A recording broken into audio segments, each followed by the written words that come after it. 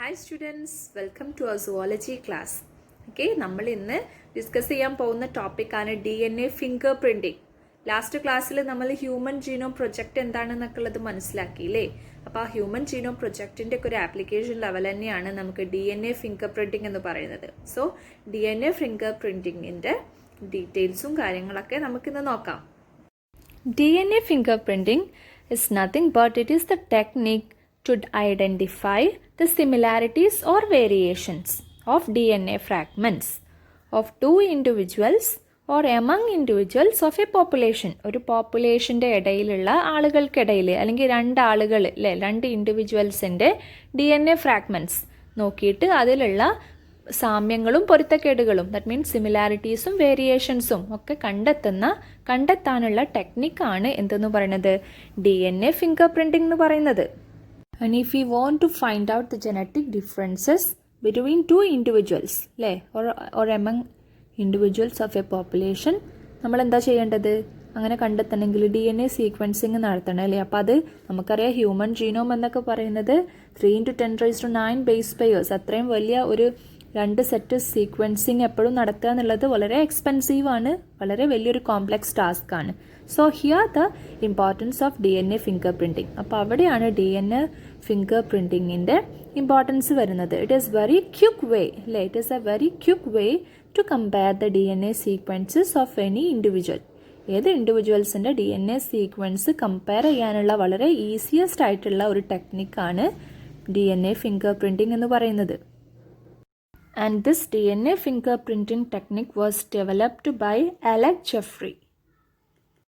And this DNA fingerprinting technique involves identifying differences in some regions, in some specific regions of DNA called repetitive DNA.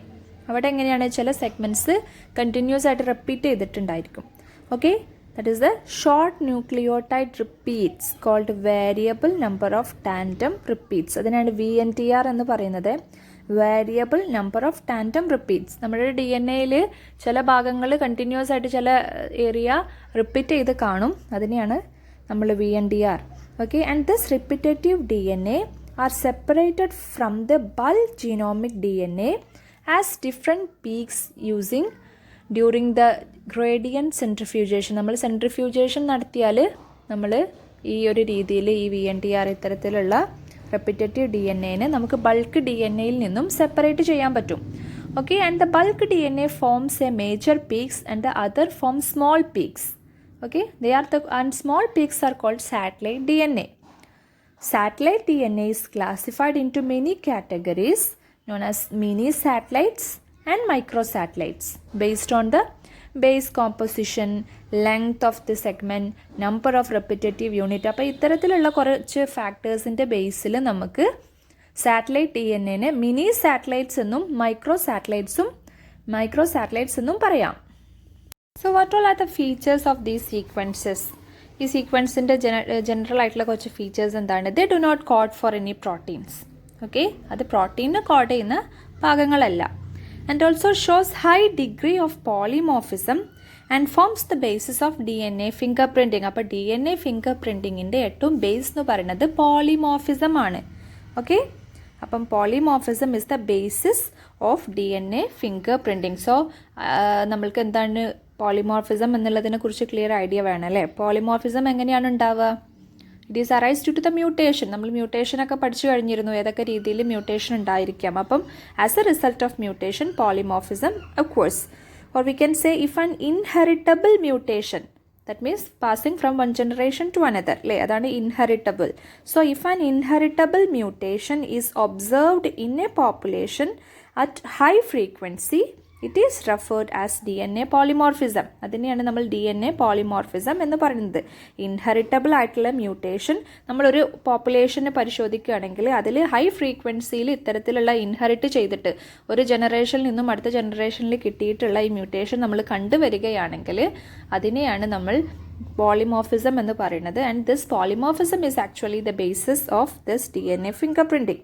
Okay, polymorphism is higher in non-coding DNA sequences. So this mutations accumulates generation after generation and cause polymorphism. So what are the difference between the satellite D N A and repetitive D N A? നമ്മൾ satellite D N എയും repetitive D N എയും എന്താണെന്ന് പറഞ്ഞു അല്ലേ? So what's the difference between that? Satellite DNA, here the DNA sequence that contain highly repetitive DNA അല്ലേ? ഒരുപാട് repeat ചെയ്ത് കാണുന്നതായിരിക്കും satellite D N A. And what about a repetitive D N A?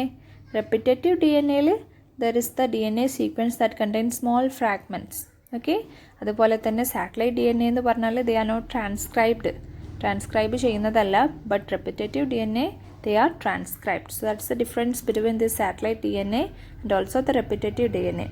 So we should know what are the methods of this DNA fingerprinting അല്ലേ? DNA fingerprinting ഉപയോഗിച്ചിട്ട് രണ്ട് ഇൻഡിവിജ്വൽസിൻ്റെ DNA നമുക്ക് sequence ചെയ്തിട്ട് നമുക്ക് കമ്പയർ ചെയ്തിട്ട് എന്തൊക്കെയാണ് സിമിലാരിറ്റീസ്, എന്തൊക്കെയാണ് ഡിഫറൻസസ് എന്നൊക്കെ കണ്ടെത്താൻ പറ്റും. അതിൻ്റെ ആപ്ലിക്കേഷൻ ലെവലും അതിൻ്റെ ബേസിസ് പറയുന്നത് പോളിമോർഫിസം ആണ് എന്നുള്ളതൊക്കെ മനസ്സിലാക്കി. ഇനി എങ്ങനെയാണ് അതിൻ്റെ ഒരു മെത്തേഡ്, എങ്ങനെയാണ് നമ്മൾ ഈ DNA fingerprinting നടത്തുക എന്നുള്ളതാണ് നെക്സ്റ്റ് പറയാൻ പോകുന്നത്. For this technique, you should first isolate the DNA. So, isolation of DNA. അപ്പോൾ ഏത് സാമ്പിൾ നിന്നും ആവാം അല്ലേ? ഇപ്പം നമ്മുടെ സ്കിന്നിൽ നിന്നോ ഹെയറിൽ നിന്നോ ഇപ്പം സ്പേം അതൊക്കെ ഓരോ DNA സാമ്പിൾ. അപ്പോൾ ഏതെങ്കിലും ഒരു സെല്ലിൽ നിന്ന് നമ്മൾ DNA ഐസൊലേറ്റ് ചെയ്യുക എന്നുള്ളതാണ് first step. Second is the digestion of DNA by restriction endonuclease. Restriction endonuclease enzymes ഒക്കെ യൂസ് ചെയ്തിട്ട് നമ്മൾ ഈ double helix structure of DNA digest ചെയ്യുക.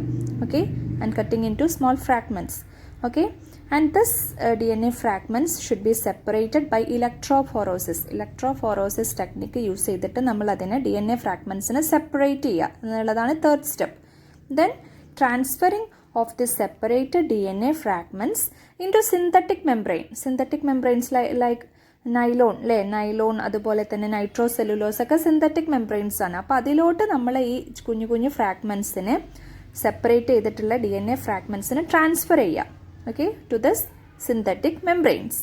ആൻഡ് ദെൻ അടുത്ത സ്റ്റെപ്പ് എന്ന് പറയുന്നത് ഹൈബ്രിഡൈസേഷൻ ആണ്. Using labelled VNTR. നമ്മൾ പറഞ്ഞു അല്ലേ, VNTR പ്രോബ്സ് ആണ് അവിടെ നമ്മൾ യൂസ് ചെയ്യുന്നത്.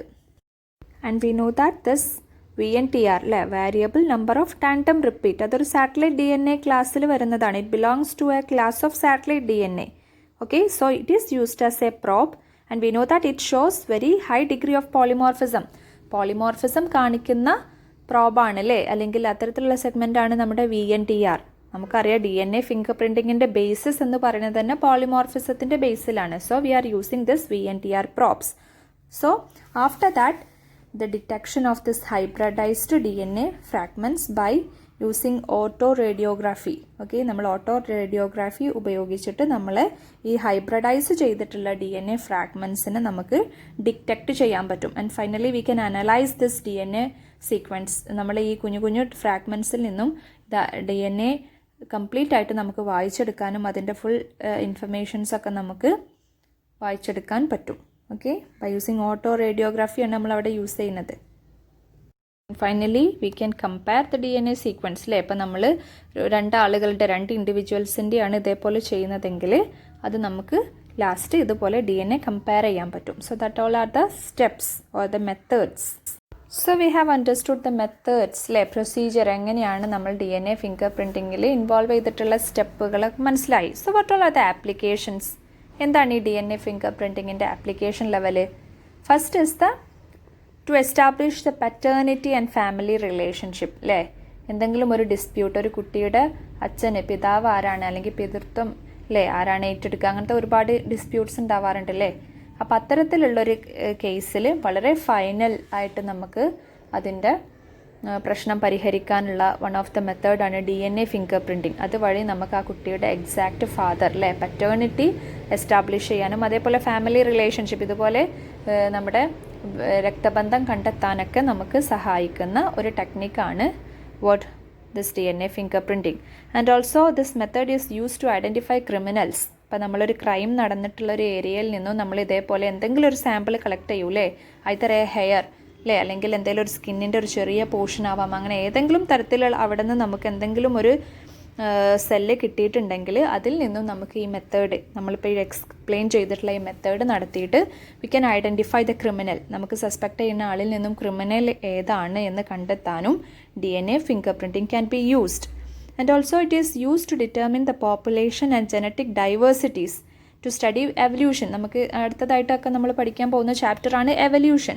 അപ്പോൾ അവിടെ നമുക്ക് ജനറ്റിക് ഡൈവേഴ്സിറ്റീനെ കുറിച്ചും പോപ്പുലേഷൻ ഡിറ്റർമിൻ ചെയ്യാനൊക്കെ ഉണ്ടായിരിക്കും. ഓക്കെ, അപ്പോൾ അവിടെയൊക്കെ യൂസ് ചെയ്യാൻ പറ്റിയിട്ടുള്ള ഒരു ടെക്നിക്ക് അല്ലെങ്കിൽ ഒരു ലബോറട്ടറി ടൂളാണ് DNA ഫിംഗർ പ്രിൻറ്റിംഗ് എന്ന് പറയുന്നത്.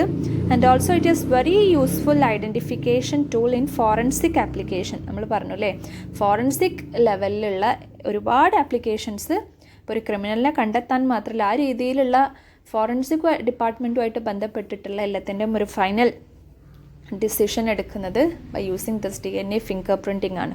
അപ്പോൾ വളരെ ഇപ്പോഴത്തെ ഒരു കാലഘട്ടത്തിൽ വളരെയധികം പ്രസക്തമായിട്ടുള്ള ഒരു ഡെവലപ്പ് ചെയ്തിട്ടുള്ള ടെക്നിക്ക് തന്നെയാണ് നമ്മുടെ DNA ഫിംഗർ പ്രിൻറ്റിംഗ് എന്ന് പറയുന്നത്. കാരണം അവിടെ പിന്നീട് ഒരു ക്ലാഷ് വരാനുള്ള സാധ്യതയില്ല. It's A final word. Okay, so that's all about the DNA finger printing. അപ്പം ഈ ചാപ്റ്ററിലുള്ള ഓൾമോസ്റ്റ് എല്ലാ പോർഷനും നമ്മൾ കവർ ചെയ്തു. By this topic we have completed that chapter അല്ലേ, മോളിക്കുലാർ ബേസിസ് ഓഫ് ഇൻഹെറിറ്റൻസ് എന്ന് പറയുന്നത് ചാപ്റ്ററിൻ്റെ അവസാനത്തെ പോർഷൻ ആയിരുന്നു അല്ലേ, DNA finger printing. So we have completed and the question answers and അതിൻ്റെ കൂടുതൽ എക്സ്പ്ലനേഷനും കാര്യങ്ങളൊക്കെ നമുക്ക് അടുത്ത ക്ലാസ്സിൽ നമുക്ക് ഡിസ്കസ് ചെയ്യാം. ഓക്കെ, ഈ ചാപ്റ്ററുമായിട്ട് ബന്ധപ്പെട്ടിട്ടുള്ള ക്വസ്റ്റ്യൻ ആൻസേഴ്സ് ഒക്കെ അപ്പോൾ നമുക്ക് നോക്കാം. So that's all for today. Thank you.